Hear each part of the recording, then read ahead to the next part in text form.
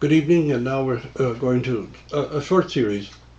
Um, we'll continue with the introduction to the Orthodox faith tomorrow. And what we're doing in the introduction to the Orthodox faith now is responding to specific questions of people who want to know an Orthodox position or doctrine on a given subject. We won't talk about dogmas because really that's a Latin category that is not really present in Orthodox Christian theology and thought. And so we don't want to speak about dogma until we've explained the difference between the Western and Eastern concept of dogma. We don't have a dogmatic theology in the Orthodox Church. It simply doesn't exist. Although that Latin category has been introduced at many seminaries, it really isn't an Orthodox Christian category in the way that it's presented. So we'll start with something we discussed a couple of times before. I want to go back again to the story of the creation of the Garden of Eden and Adam and Eve. And the reason I want to go back there is really not to discuss some kind of theology around that narrative, but to discuss the way in which each of these stories from the Old Testament are a story about us, about our human nature, and about us as individuals, and which speaks to our hearts in our struggle for our own salvation. And we need to look at all of these stories and see precisely what it is we're struggling against and why we're doing it. Remember back when we talked about the story in the Garden of Eden, we said that the narrative itself reveals to us, first of all, that God created us out of pure love. And that since he created us out of pure love, he created us with freedom and also bestowed trust upon us. We also see, by the way, from the narrative that the Holy Spirit is involved as well as God the Word. But anyway, we were created in this condition. We were united with God, not really mature, fully adult. Doesn't mean we were like babies growing up, but we did not have that emotional, spiritual, and mental maturity that God would lead us toward freely, without compulsion, without being a dictator toward us. Anyway, God gave commands in the garden, and mankind was to obey those commands, not just because God is petulant and wants obedience, but because man's freedom is guided as the freedom of our young people is guided by a parent, by teaching, and not by some kind of dictatorial coercion. God is leading man to a certain position and place. So man is created in the image and likeness of God, receiving the fullness of God's unselfish love, and God asks in return that we learn truly and sincerely from the heart to love in return, and that we fulfill the trust he's bestowed upon us and trust him also. Mankind falls down on the job. His need to trust God is undermined. Satan comes along and says, oh, don't trust God. He's just envious. He doesn't want you to be like him. But if you disobey him and eat of this fruit, you'll be like God, knowing good from evil.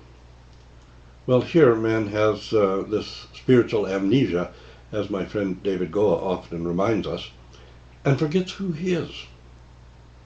What do you mean I can become like God? I'm already the image and likeness of God.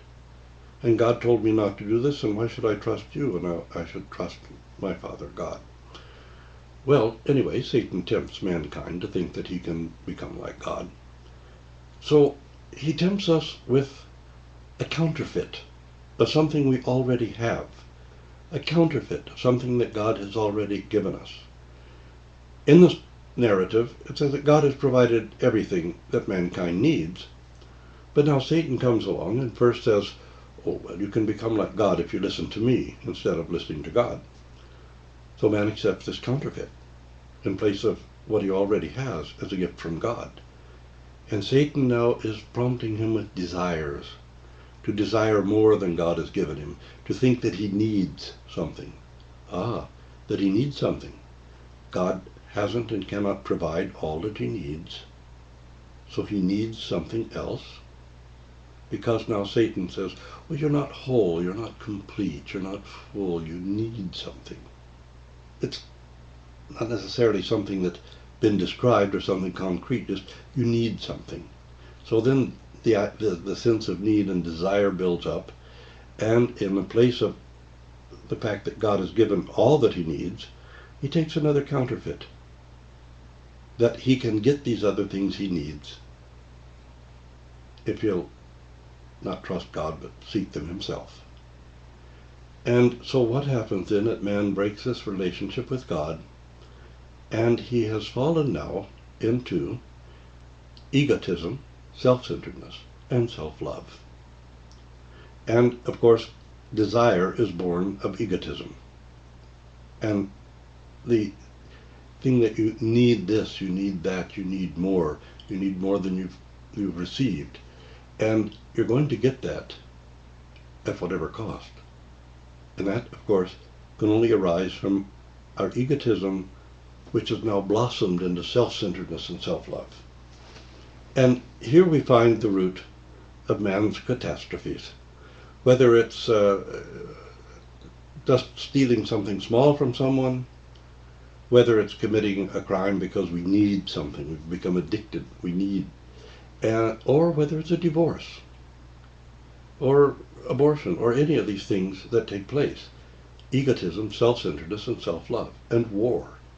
All of these things come from this result of the fall into egotism, self-centeredness, and self-love, into accepting a counterfeit from Satan of something that God has already given us, and rejecting the real thing and accepting the counterfeit. So Adam and Eve then also fall into an inauthenticity of life. And it is only with the presence of Christ that we finally find the way back to an authentic life, instead of this inauthenticity of life living on the counterfeits that Satan has tempted us and lured us into, and begin to struggle with our egotism, and begin to struggle to return to some idea of unselfish love. And when we begin to discuss this again, we'll mention how the church itself is, and marriage are both instruments or tools that we have for the struggle against egotism and self-centeredness.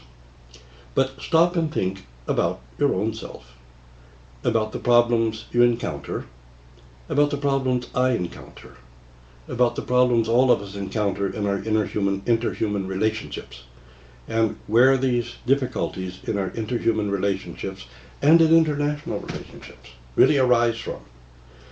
They arise, of course, from a kind of egotism which can be an individual egotism, and this is about us as individuals, or a tribal egotism which reflects upon tribes and nations, nation-states. This egotism and self-centeredness and self-focus really encompasses every level of man's society, from the individual to the empire, and everything in between, and generates the great tragedies and problems that mankind faces today.